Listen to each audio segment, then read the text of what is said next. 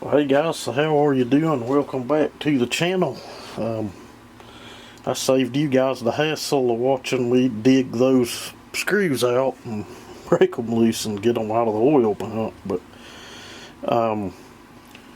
I've decided to kind of send this saw. I don't mean just, by sending it down the road, but I mean going send on it.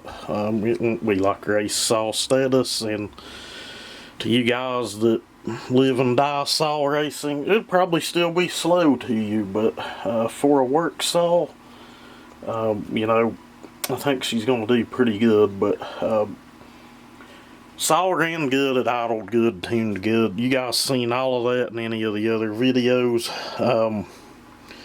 It's an old saw. And I was going through some parts, and I have a brand new set of highway crank seals here. You may cringe on that. You may say, well, I've used highway stuff's just fine. Usually I don't have a problem with any of it. I've not ran a lot of the cylinders, but the ones I've ran seem to be fine. I've ran a lot of the pistons in saws, put highway pistons in saws, and seem to not have a problem. But I'd say it would be a hell of a lot better than that, sitting here feeling of it and looking at it. I would not have expected that as good as this saw ran, but I'm kind of really glad I didn't sell it to somebody now. But as cheap as I had it priced, they could have easily had seals put in it on down the road. But who knows how long that would have lasted. Could have lasted 2 tanks, could have lasted 2 years, who knows. But it ain't completely hard as a rock, but it ain't got a lot of pliability left in it. But I'll probably get that drove out, get a new seal in it, and bring you guys back. Okay guys, brand new seal drove in. A lot better than what came out.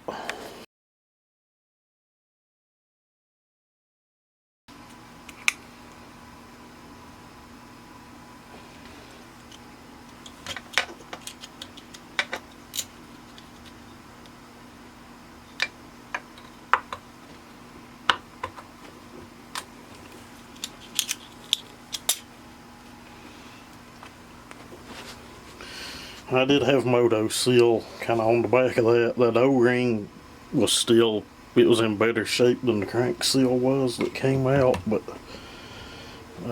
went down good. No prolapse or anything, so we're looking good.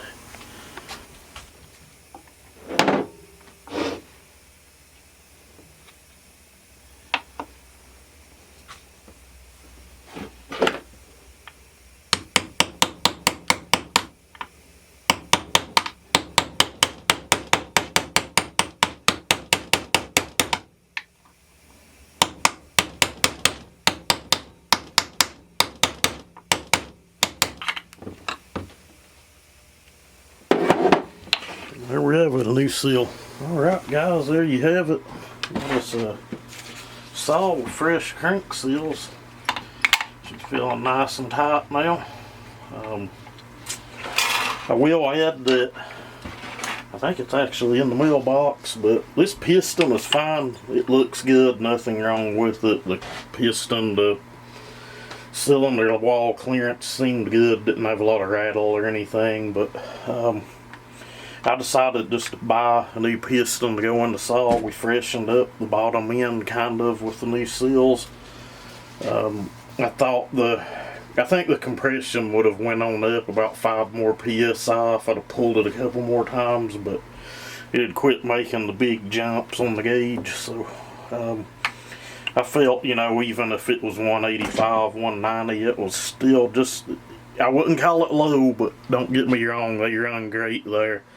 I found the sweet spot on these things is anywhere from 175 to, hell, 210, 220 PSI. They seem to get it done. Most people will agree with that, or at least I think most people would agree with that, but that's when they really go to coming to life. But we do have saws with lower compression that run just fine too. It's not the end all be all, but it does help. But I've got a new, it's 266 XP piston. I don't think I have an old one here to show you, but it is windowed, but it's more of a full circle.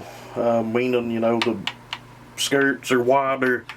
It's completely round at the bottom. We're a complete circle. We'll show that in the next video, but